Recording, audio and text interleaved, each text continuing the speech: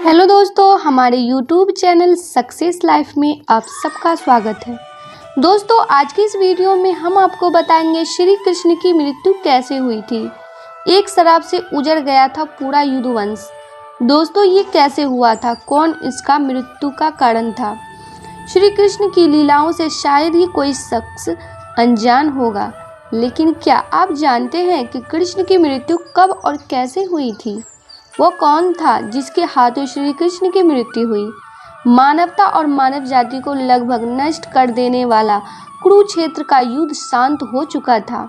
अपनी जीत पर पांडव खुश नहीं थे, बल्कि युद्ध से हुई तबाही को देखकर उनका मन बहुत विचलित हो रहा था।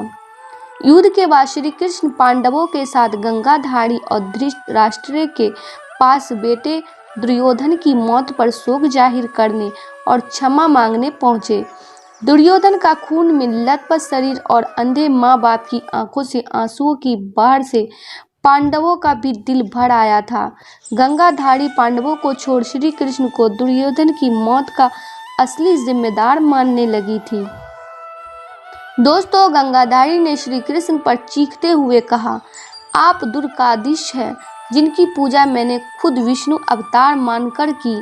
क्या आप अपने किए पर जरा भी शर्मिंदा नहीं हैं? आप चाहते तो अपनी दिव्य शक्तियों से इस युद्ध को टाल सकते थे। बेटी की मौत पर आंसू बहाने वाली एक माँ का दुख तुम खुद अपनी माँ देवकी से जाकर पूछो, जिसने अपने 7 बच्चों को अपनी आंखों के आगे मरते हुए देखा है।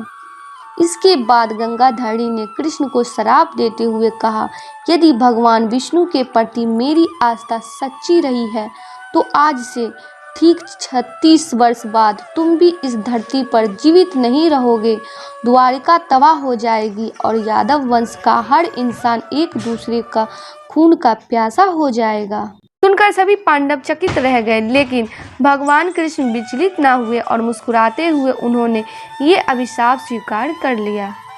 दोस्तों, गंगाधारी के श्राप की वजह से जब कृष्ण जी खुद युद्ध के 36 सालों के बाद द्वारका में बसने के बाद एक दिन एक वृक्ष के नीचे रात्रि में विश्राम कर रहे थे, उस समय उनके पैर में लगी हुई मणि तेजी से चमक रही थी। उस चमकती मणि को देखकर एक शिकारी, जिसका नाम था जारा, उस समय शिकारी ने श्री कृष्ण के पैरों को देखकर यह अनुमान लगाया कि वह कोई मृग है। उस समय शिकारी जरा ने कृष्ण जी के पैरों में तीर से प्रहार कर दिया। जरा के तीर से घायल श्री कृष्ण ने वहीं पर देह त्यागने का निर्णय ले लिया। इस प्रकार युद्ध के समाप्त होने के 36 साल बाद, यानी जब श्री कृष्ण की आयु लगभग 125 साल की थी, उस समय प्रभु श्री राम ने अपनी देह त्याग दी और वापस स्वर्गलोक को चले गए।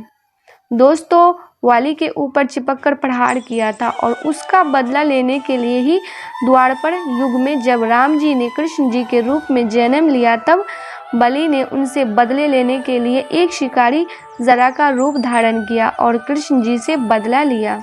इस प्रकार महाभारत युद्ध के बाद श्री कृष्ण की मृत्यु हुई और उन्होंने मनुष्य से भगवान का रूप पुनः धारण कर लिया। महाभारत कौरवों और पांडवों के बीच युद्ध का वो रूप है जिसने कुरुक्षेत्र की मिट्टी तक लाल कर दी थी। कहा जाता है कि इस भयंकर युद्ध में इतने लोगों ने अपनी जान गंवाई थी कि आज भी उनके लहू से कुरुक्षेत्र, जहां महाभारत का युद्ध लड़ा गया था, की मिट्टी का रंग लाल है। दोस्तों, महर्षि वेद व्यास ने महाभारत की कहानी को 18 खंडों में संकलित किया था।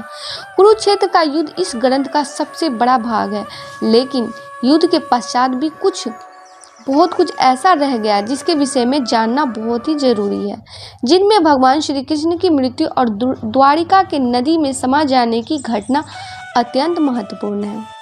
इस पर्व में भगवान श्री कृष्ण के मानव रूप को छोड़ना और उनकी मृत्यु पश्चात उनकी नगरी द्वारिका के साथ ही घटी घटना का वर्णन है। दोस्तों, यह घटना कुरुक्षेत्र के युद्ध के 35 साल बाद की है।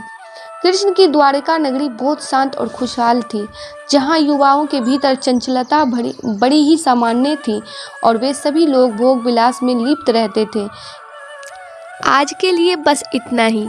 दोस्तों, आपको ये वीडियो पसंद आया है तो लाइक करिएगा, दोस्तों को शेयर ज़रूर करिएगा। चैनल को सब्सक्राइब करके बेल आइकन को ज़रूर दबाइएगा ताकि आने वाला वीडियो आपको सबसे पहले मिले। दोस्तों मिलते हैं अगले वीडियो में, तब तक के लिए goodbye and thanks for watching my video.